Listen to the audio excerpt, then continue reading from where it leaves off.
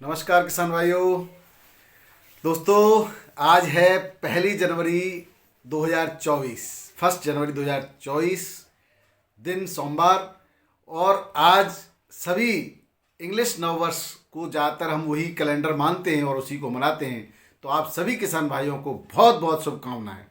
आपका अगला वर्ष बहुत ही शुभ रहे, आपके सारे मंगल कार्य आसानी से होते रहें और आपकी सुख समृद्धि और प्रगति में सहायक हो, ऐसी भावना के साथ आज शुरू करते हैं। दोस्तों, आज आपके लिए जो मैं लेके आया हूँ, आपकी डिमांड पर, जो आपके आलू के पत्ते सिकुड़ते हैं, चाहे वो ऊपर की तरफ सिकुड़ रहे हैं चाहे नीचे की तरफ सिकुड़ रहे हैं, जिसको कुछ वायरस कहते हैं, कुछ कीट माहू एफिड्स का अटैक कहते हैं, कुछ और कहते हैं। तो वास्तव में वो क्या है, उसकी कैसे पहचान करेंगे और कैसे उसका इलाज करेंगे, इस सर पर वैज्ञानिक तरीके से चर्चा करने के लिए मैं आपके सामने उपस्थित हुआ हूँ। दोस्तों, पूरा वीडियो जरूर देखिएगा, क्योंकि इस वीडियो के अंदर एक एक चीज़ बहुत ही महत्वपूर्ण है।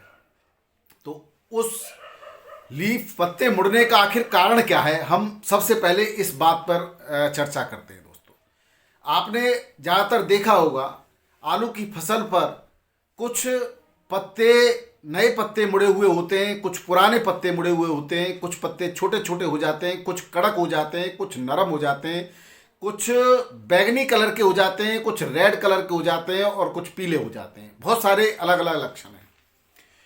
और कुछ लोग इसको वायरस कहते हैं, कुछ माहू का अटैक, कुछ जो है एफिड्स का अटैक, कुछ कीट का अटैक, कुछ सफ़ेद मक्खी, कुछ पीली मक्खी, और कुछ कहते हैं कि ये जो है मकड़ी का अटैक है।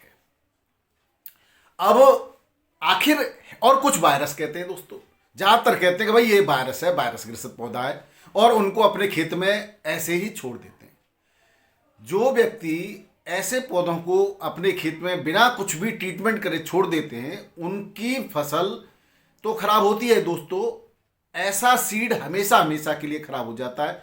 अब पहले तो हम कारण जानते हैं कि आखिर पत्ता मुड़ता क्यों है। तो अगर पत्ता मुड़ता है तो आवश्यक नहीं कि उसके अंदर लीफ कर्ल वायरस ही हो। जो भी पत्ते मुड़ते हैं उसका कारण होता है वायरस, जिसको वायरस को कहते हैं पत्ता मरोड़ रोग भी कहते हैं, लीफ कर्ल वायरस भी कहते हैं।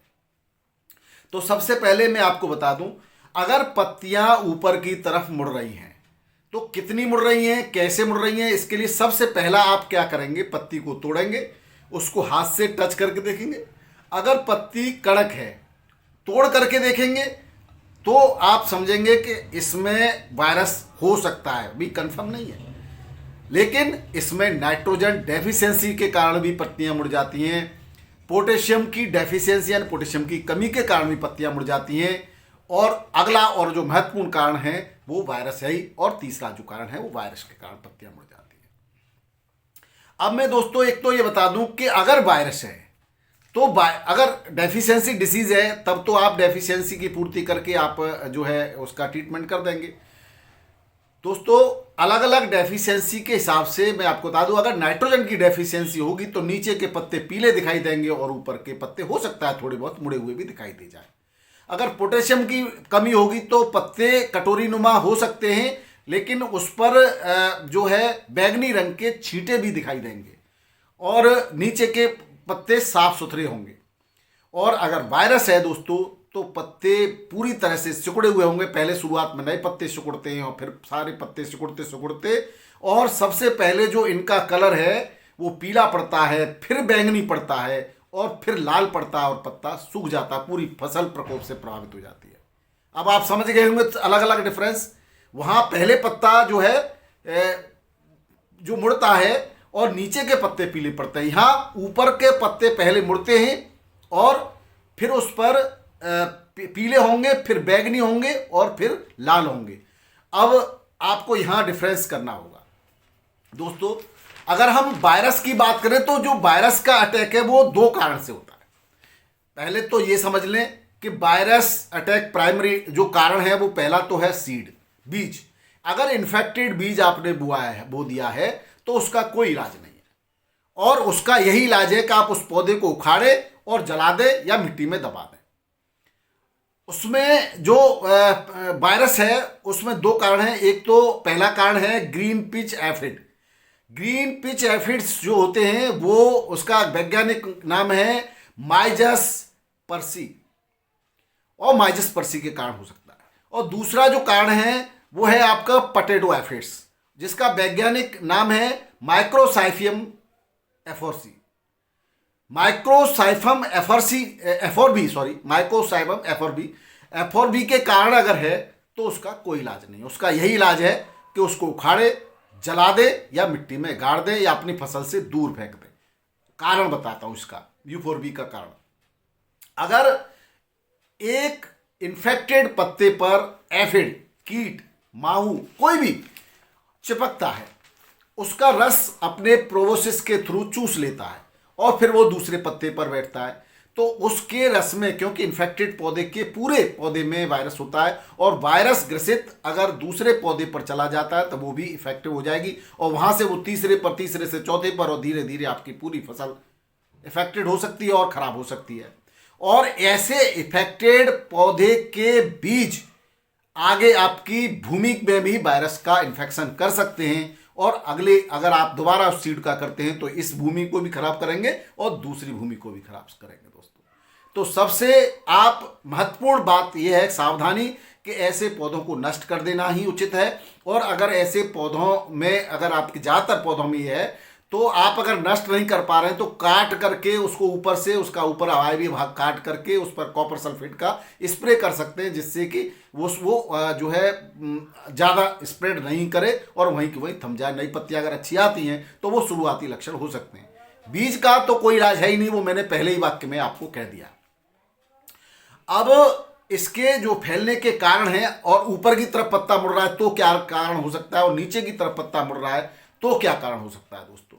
अगर नई पत्तियां ऊपर की तरफ मुड़ती हैं तो इसका कारण है थ्रिप्स या पेस्ट जो भी है वो उसमें लगे होंगे। अब आप मुड़ते ही हमें क्या करना है, पत्ते को तोड़ना है। पत्ते को तोड़ने के बाद सनलाइट में उसको देखना है, उस पर आपको या आप फोटो खींच करके स्क्रीन को बड़ा करके देखेंगे तो उस पर थ्रिप्स आपको छोटे छोटे नजर आ जाएंगे पीछे की तरफ। ये थ्रिप्स रस को चूसते हैं, जिससे पत्ती के अंदर पाया जाने वाला क्लोरोफिल कम हो जाता है, उसकी वेन्स जो है डैमेज हो जाती हैं, और फोटोसिंथेसिस कम हो जाता है। फोटोसिंथेसिस कम होने की वजह से पत्तियां भोजन नहीं बना पाती, और पौधे को भोजन नहीं मिल पाता है, तो पौधा तो धीरे धीरे मरता ही है। आपके अंदर जो पाए जाने वाले ट्यूबर भी इन्फेक्टेड हो जाते हैं और वो भी छोटे रह जाते हैं। अब एफिड्स हैं तो आपको एफिड्स का इलाज करना है दोस्तों। आपके थ्रिप्स हैं तो थ्रिप्स का इलाज करना है, पेस्ट है तो पेस्ट का इलाज करना है। तो क्या ऐसा करें कि ये अगर किसी सीड में है भी तो आपके पूरी फसल में न फैले, तो आप जब भी पहला स्प्रे करते हैं उसके साथ इंसेक्टिसाइड का प्रयोग जरूर करें। ज़्यादातर हमने आपको पहले भी सलाह दी है, और थायोमेथाक्सिम का स्प्रे कराया है। अगर मैंकोजेब थायोमेथाक्सिम का स्प्रे आप कर रहे हैं तो ये जो है कम से कम फैलेगा नहीं, जिस पौधे में है उसी में रहेगा। तो ये आप उपाय कर सकते हैं। दूसरा जो कारण है वो देखेंगे आप, कहीं पत्तियां नीचे की तरफ तो नहीं मुड़ रही हैं। अगर पत्तियां नीचे की तरफ मुड़ रही हैं तो मकड़ी हो सकती है, माइट जो हो सकती है, सफेद मक्खी हो सकती है दोस्तों, उसको आप देखेंगे। क्योंकि अगर आपको बचत करनी है ना, कहते हैं अगर सबसे पहले अगर दोस्तों आलू में फायदा करना है तो खर्चे कम करने होंगे। तो जो जिस कारण से फैल रहा है, जो कारण आपके पत्ते में पाया जाता है, सिर्फ उसकी दवा लाइए, स्प्रे कर दीजिए, खत्म। वो तो आप दुकानदार से कह देंगे भाई ये कारण है और इसकी दवा दे, तो बस उसको आप कहेंगे पत्तियां मुड़ रही हैं तो ऊपर वाले की भी दवा देगा, नीचे वाले की देगा, वायरस की भी देगा, फंगस की भी देगा, और दुनिया भर की दवा देगा, या और माइक्रोन्यूट्रिएंट्स की कमी की भी दवा देगा। इस कंडीशन में आपके खर्चे बढ़ जाएंगे। अब आपको जो मैं एक एक चीज क्लियर करके बता रहा हूं, तब आप उसकी दवा ले आएंगे और स्प्रे कर देंगे। और अब एक और बड़ी पहचान ये है कि इन्फेक्टेड पत्तियां, जब पूरा पत्ता ऊपर फैल जाता है तो आप इन्फेक्टेड पत्ती को लाएंगे, तोड़ेंगे और ऐसे करके उसको रगड़ेंगे तो बिल्कुल चूरन सा बन जाएगा, उसका टूट जाएगी वो टुकड़ों में। जैसे नॉर्मल पत्ती को आप रगड़ेंगे तो उसका पेस्ट बनता है, और इस इन्फेक्टेड पत्ती को रगड़ेंगे तो वो चूरन ऐसे टूट जाएगी, क्रैक हो जाएगी, क्रैकिंग। तो क्रैकिंग हो रही है तो आप 100% श्योर हो जाइए कि ये वायरस है, और इस सीड का आपको आगे प्रयोग नहीं करना है। ऐसे पौधे को आपको उखाड़ के ही फेंकना है दोस्तों। बेहतर उपाय यही है। फिर भी अगर ज़्यादा पौधे हैं तो आप जो है अपनी फसल भी कर रहे हैं, कैसे भी करके फैलने से बचा रहे हैं, तो उनका कभी भी बीज के रूप में प्रयोग नहीं करना है। अब आपको करते जब आप श्योर हो गए, निश्चित रूप से आपको ये हो गया कि ये वायरस ही है, या तो उसको कम से कम, वायरस को तो हम रोक नहीं सकते हैं, तो हम उसको फैलने से तो बचा सकते हैं। जैसे कि अभी आपने कोरोना वायरस के टाइम पर देखा था कि भाई वायरस को रोकना है, और भाई बाढ़ तो नहीं पा रहे थे लेकिन उसको रोकना है, तो उसके लिए हमने सब ने वैक्सीन लगवाई थी, पहले ही हम तैयार हो गए कि अब हम वैक्सीनेटेड है, अब हमें वायरस नहीं होगा। अब कारण क्या रहा, परिणाम क्या रहे, वो सब पे हम चर्चा नहीं करेंगे। बात यहाँ लीफ कर्ल वायरस की या पत्ती क्यों बढ़ रही है उसकी कर रहे हैं। अब आपको पहले तो यांत्रिक विधि प्रयोग में लानी चाहिए दोस्तों, हर किसान भाई को। ये दोस्तों न केवल आलू में फैलता है, बल्कि सबसे ज़्यादा तो मिर्ची के अंदर फैलता है। मिर्ची, शिमला मिर्ची में फैलता है, टमाटर में फैलता है। तो जो भी किसान भाई टमाटर की फसल करते हैं, मिर्च की फसल करते हैं, शिमला मिर्च की फसल करते हैं, आलू की फसल करते हैं, सबके लिए उपयोगी वीडियो है और सबका ट्रीटमेंट एक ही है। वो बात अलग है कि वायरस अलग अलग हो सकते हैं, उसके आरएनए डीएनए के थोड़ा सा अंतर हो सकता है, लेकिन आपको वहां नहीं जाना है। वहां आपको तो ट्रीटमेंट पे जाना है, बचाव पे जाना है, और आगे उस बीज का प्रयोग नहीं करना है, उस पे जाना है। मिर्च की फसल को तो कुछ ही दिनों में नष्ट कर देता है, आलू की फसल को भी नष्ट कर देता है दोस्तों, टमाटर की फसल को खत्म कर देता है। फ्लावरिंग नहीं आती, फ्लावरिंग स्टेज पर अगर ये आ जाए तो, और तो किसान भाइयों को हर स्तर पर फसल को नुकसान पहुंचाता है। यहां अब आपको पहले तो आप यांत्रिक करेंगे। यांत्रिक में क्या है, पीले रंग के और नीली रंग की स्ट्रिप्स आती हैं दोस्तों, वो आप स्ट्रिप 5-6 स्ट्रिप्स 1 एकड़ के खेत में जगह जगह पर लगा दें, उन पर वो चिपक जाएंगे, और चिपकने के बाद आइडेंटिफिकेशन भी आसान हो जाएगा कि ये मकड़ी थी या थ्रिप्स था या और कुछ था, सफेद फ्लाई, व्हाइट फ्लाई, जो भी थी। बड़े आसानी से आप उस पर चिपक जाती है, ज़्यादातर उस पर अट्रैक्ट होते हैं कीड़े मकोड़े, जितने कलर पर अट्रैक्ट होते हैं, फूल समझ के उस पर बैठ जाते हैं, उस पर चिपक जाते हैं। इस तरह की स्ट्रिप्स आती है मार्केट्स में, तो वो वहाँ से आप बड़े आराम से उनको जो है आइडेंटिफाई करके दवा का प्रयोग कर सकते हैं, ले जा सकते हैं, दुकानदार के पास भी पूछ सकते हैं भाई ये चिपका था, क्या दवा देनी है। बड़ा आसान हो जाएगा आपके लिए।